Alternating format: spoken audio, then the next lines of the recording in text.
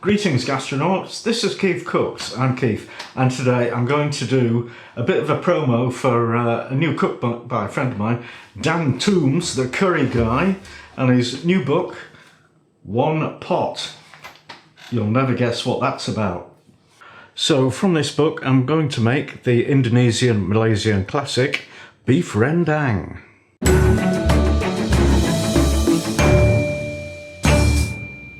I had a request to do beef rendang a mere 5 years ago from Brendan Buckley, so mate, I've just got round to it. Yes! We get there in the end sometimes. And one of the reasons it's taken so long is I don't know much about that cuisine from that part of the world, from Malaysia, Indonesia, Thailand. So I've been reluctant to have a go because I've never actually visited that part of the world either. But this guy, Dan, I trust him, I really do. He knows what he's doing. He's been to these places, he interrogates chefs in cafes and restaurants and street stalls and whatever, and makes them give him his secrets. Ooh. And actually, about 4 years ago, the man himself came and honoured me with his presence. He stood there and then he sat here and he cooked a couple of wonderful curries, and all I had to do was look on appreciatively and eat them later. It were great. Anyway, this is, yeah, one pot. The spicy stews and curries and all kinds of things that you can do in one pot, from not just from India and Asia, but also there's a bunch of Mexican stuff in there. There's South African. There's even a Californian chili con carne. So get your hands on this. It comes out on the 12th of October officially, and beautifully produced as always. And I can't wait to get stuck in. So let's do it. Beef rendang.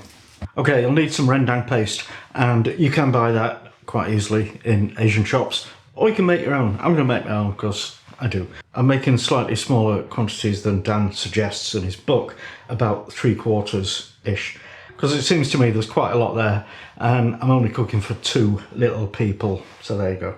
Right, so I've got 4 shallots, I've got 1 stick of lemongrass, just the white part, I've got 2 lime leaves, and I've got 3 garlic cloves, and 8 dried chilies, rehydrating in water for about 20 minutes.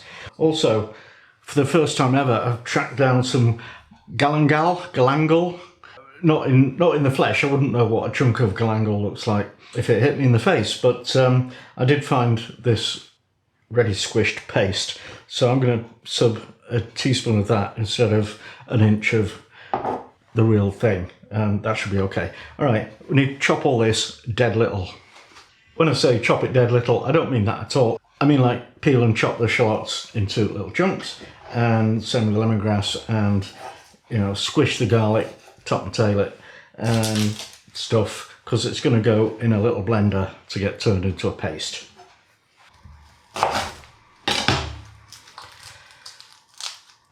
And actually, looking at these shallots, I'm reminded, I did read in Dan's book somewhere about shallots as used in Southeast Asia, where they would be somewhat smaller than this. That's why I'm using fewer, I reckon. And this lemongrass, well, I got to say it's more like lemon tree than grass. It was reduced, it's on its sell-by date, and it's very hard.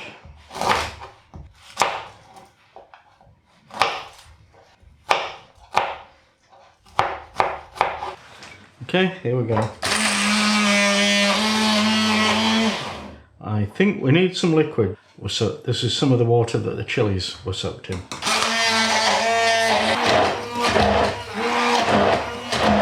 Right, that'll do. Now we can almost move on to cooking the beef rendang, but we've got to do one thing first, which is to make some toasted coconut flakes. You can buy this, apparently, in Indonesia or Singapore or over there, or specialist shops around the world.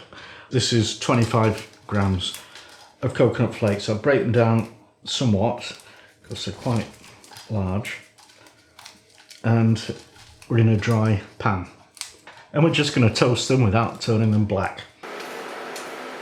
You do need to keep it moving, otherwise it is going to burn. I had that too hot just then, so I have burnt a few of them. Hey ho. Now I'm blending the coconut into a paste. Bit of oil, I think.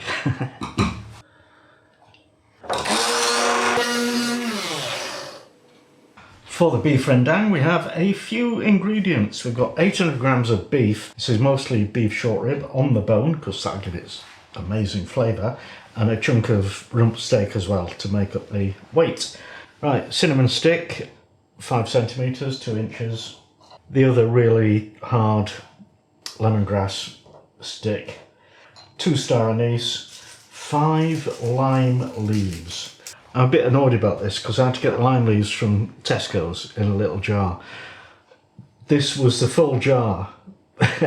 Well, I took 2 out for the that, and then 5 for this, and there is a quarter of one left in the jar. That is a complete rip-off, Mr. Tesco. Thank you very much.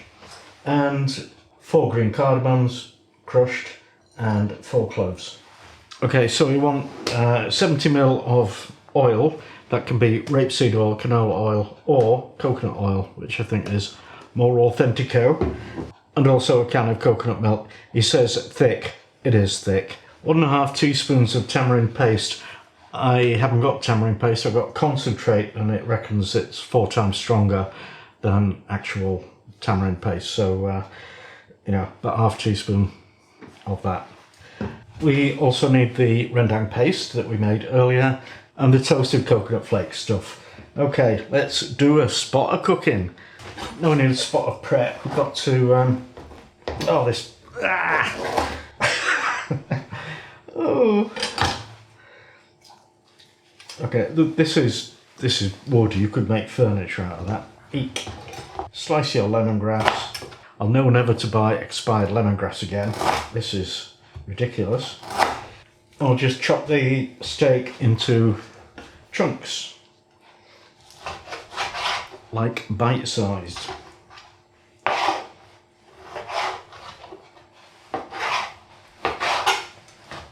Melt some coconut oil in a heavy bottom pan or skillet or whatever you like. Your one pot, your best pot. And when that's hot, add the whole spices. So let the spices infuse in the oil for about 30 seconds. And then add the rendang paste and cook that for a minute. And then we can throw in the beef and the lemongrass.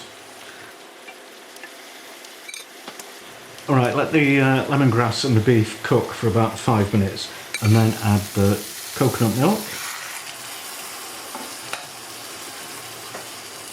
and the water. There should be enough water to cover it. If there's not, add more.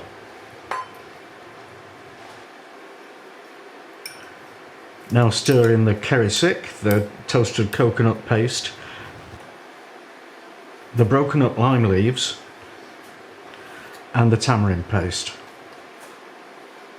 And let that simmer for 60 to 90 minutes. Oh yes, because you need that beef to be falling off the bone. You need it really nice and tender, so don't rush this bit. You should add some palm sugar, but I haven't got any. It's really expensive. So I'm just adding 2 teaspoons of demerara sugar and a good pinch of salt. Stir it all together, let it cook for a few more minutes, and then I think we're done. Okay, well, I guess it's taste test time.